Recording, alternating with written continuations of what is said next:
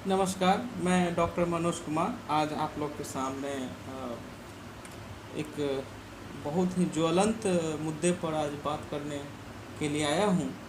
हमारे देश में जो प्रवासी या जो माइग्रेशन की जो समस्या है, इस पर मैं आप लोगों से आज बात करने आया हूँ।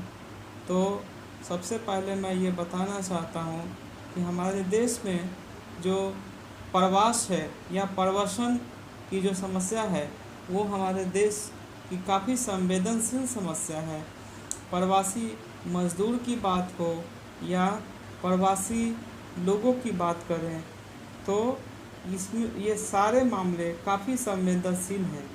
प्रवासी या प्रवास हमारे भारत में दो तरह का होता है। पहला प्रवास यह हुआ कि वो क्षेत्रीय लेवल पर हो। दूसरा, जिसमें लोग अन्य देशों में जाकर रहते हैं, एक किसी काम के सिलसिले में या वहाँ जाके कोई रोज़गार करते हैं। तो दो तरह का ये जो प्रवास है वो क्षेत्रीय स्तर पर है और दूसरा देश से बाहर जाके रहते हैं।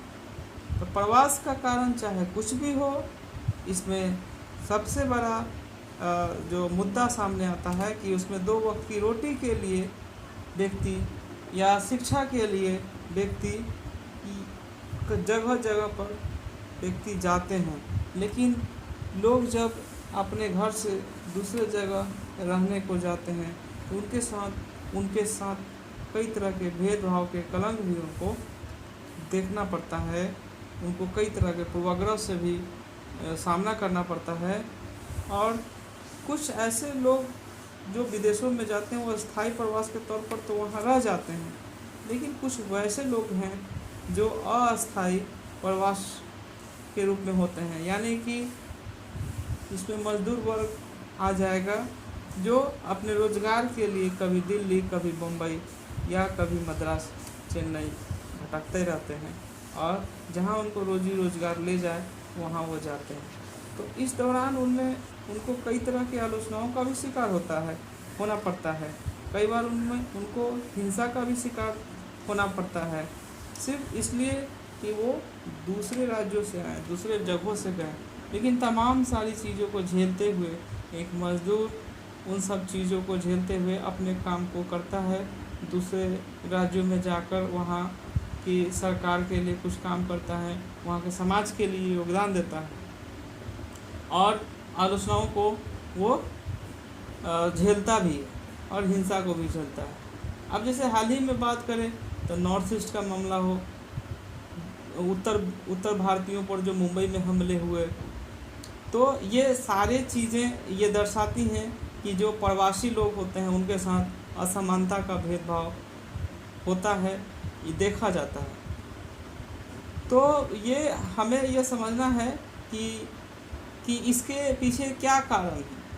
तो इसमें दो तरह के पूर्वाग्रह हो सकते हैं कि जब किसी व्यक्ति या किसी प्रवासी के पीछे लोग पॉजिटिव रूप से उसका पूर्वाग्रह रखते हैं या निगेटिव रूप से पूर्वाग्रह रखते हैं। तो अगर पॉजिटिव रूप से पूर्वाग्रह उस प्रवासी के बारे में रखेंगे तो उनको ज़्यादा प्यार और उनको स्वीकार किया जाएगा, उनके भेदभाव उनके साथ नहीं होगा, उनके सभी गुणों को स्वीकार किया जाएगा। लेकिन निगेटिव पूर्वाग्रह में व्यक्ति सांस्कृतिक रूप से उसको एक्सेप्ट नहीं करते हैं, उनसे नफ़रत दिखाते हैं। तो ये कई तरह के नफ़रत का शिकार होना पड़ता है उन्हें। अब जैसे आप ये देखिए कि अगर कॉग्निटिव रूप से देखा जाए तो ऊंची जाति के लोग जैसे नीची जाति को लोग को गंवार समझा जाता है। और अगर रीजनल लेवल पर देखें तो कई बार कहा जाता है कि बंगाली डरपोक है, या अगर मान लीजिए उदाहरण हम दे रहे हैं कि बंगाली डरपोक है या कमज़ोर है, ये सिर्फ कहावत के तौर पर या कॉग्निटिव के तौर पर हम उपमा दे देते हैं। दूसरी चीज़ है कि अगर भावनात्मक रूप से अगर देखा जाए तो निगेटिव लोग क्या करते हैं, उसमें प्रवासियों का निगेटिव असेसमेंट करते हैं, जिसमें नफ़रत होता है, उनसे विद्वेष करते हैं।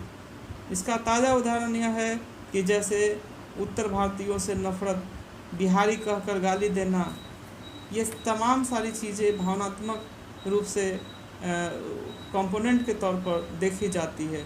अगर बिहेवियरल कंपोनेंट की बात कीजिएगा तो सबसे एक अहम मुद्दा है कि इसमें प्रवासियों के साथ खुलकर अप्रिय व्यवहार होता है।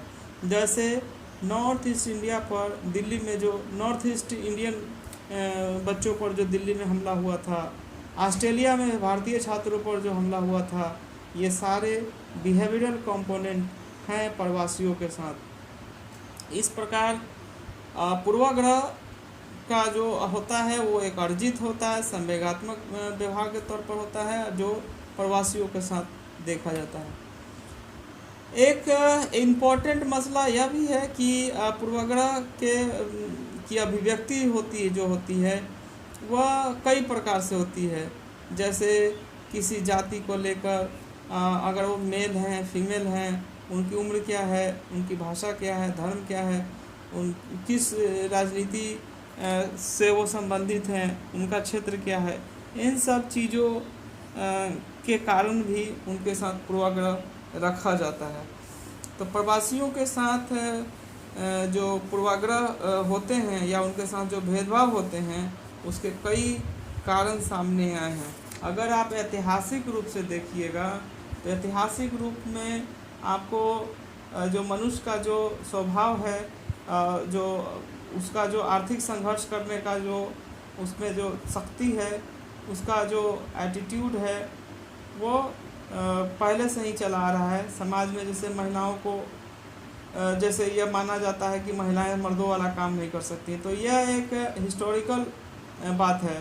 दूसरा जो होता है कि सामाजिक सांस्कृतिक कारक, तो इसमें है कि जैसे धार्मिक है, सोशल क्लास है, शिक्षा है, शहरी ग्रामीण क्षेत्र है, सामाजिक संघर्ष की अगर आप बात कीजिए तो इन सब चीज़ों का प्रभाव भी पूर्वाग्रह पर प्रवासियों के साथ जो भेदभाव होता है उसका असर होता है। कुछ सिचुएशनल अप्रोच भी हैं, सिचुएशनल कारण भी हैं, जैसे जनसंख्या वहाँ अगर ज़्यादा है या कम है, या अगर प्रवासी लोग वहाँ के क्षेत्रीय लोगों की तुलना में अच्छा काम कर रहे हैं तो उनमें एक कंपटीशन की भावना भी हो जाती है। इस कारण से भी लोग पूर्वाग्रह रखते हैं, उनके साथ भेदभाव करते हैं। दूसरा चीज़ है कि लोगों में कुंठा, एग्रेसिव तरीका और लोगों में असुरक्षा की भावना भी प्रवासियों के साथ भेदभाव करने के लिए काफ़ी होता है। तो एक और चीज़ है कि कॉग्निटिव अगर एस्पेक्ट में अगर आप देखिएगा तो आपको यह समझना होगा कि बहुत सारे कुछ ऐसे असामाजिक लोग हैं जो अलगाववादी व्यवहार करते हैं, और इन सब चीज़ों को मिलाकर देखा जाए तो प्रवासियों के साथ भेदभाव होने का एक बहुत बड़ा ये कारण है। लेकिन अब हमें यह देखा जाए कि कई लोग नकारात्मक परसेप्शन भी रखते हैं, भाग आदि को देकर, भाग किस्मत और भाग को दोष देकर अपने ऊपर होने वाले जुल्म को सह लेते हैं, बर्दाश्त कर लेते हैं। कुछ लोग इसका विरोध करते हैं और जिस कारण से इनमें द्वंद्व पैदा होता है और बहुत सारी समस्याएं होती हैं। तो भारत के सामने प्रवासियों के रोजगार के लिए, प्रवासियों के जीवन को बेहतर बनाने के लिए एक बहुत बड़ा चैलेंज है। तो भारत को यहाँ की शिक्षा व्यवस्था पूर्वाग्रह के, नेगेटिव पूर्वाग्रह को रोकथाम के लिए प्रचार प्रसार करना होगा और अलगाव विरोधी नीतियों पर काबू पाना होगा। और वैसे लोग जो प्रवासियों के साथ भेदभाव करते हैं उनका व्यक्तित्व परिवर्तन करना होगा, तभी भारत से प्रवासियों के प्रति जो भेदभाव का कलंक है उसको मिटाया जा सकता है। और साथ ही हम सब भारतीय हैं, इस बात के लिए हर नागरिक को सजग होने की ज़रूरत है। हर लोगों को वसुधैव कुटुंबकम के हिसाब से ये चीज़ों को मानना होगा। तो इसी के साथ ही आपको फिर अगले वीडियो में मिलेंगे। नमस्कार, एक नए टॉपिक के साथ। नमस्कार।